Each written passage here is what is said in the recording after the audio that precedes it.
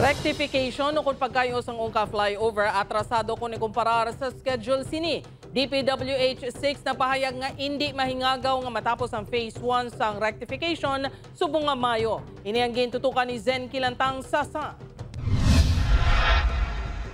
120 calendar days o kung 4 ka bulan ang target sang Department of Public Works and Highways Region 6 agud matapos ang phase 1 sa pagkayos ng depektibo nga ungka flyover. Suno kay DPWH 6 Regional Director Engineer Saniboy Oropel, dapat kuntani matapos na ini sa Mayo 15. Apang sa dalagan sa obrahanay daw hindi pa ini matigayon, tubtub magtakop ang bulan sang Mayo. Isa sa mga panghangkat sa rectification ang pagpaagi sang light vehicles sa ibabaw sang flyover. Dugang pagid sini nga hindi mapadasig ang trabaho, bangod madamo ang maapektuhan na pareho sang internet connection, linya sang tubig kag telephone line sa tion nga maigo sang pressure.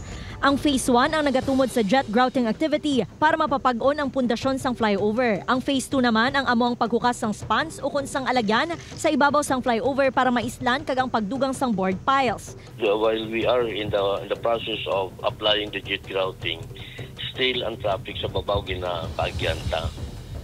So isa na sa mga challenges kay kung i-close naman ang traffic damo man sang sa mga sang aton nga mga motorist nga affected. So gina-allow ta. So in short, hindi ta kapag gusto application sa jet grouting.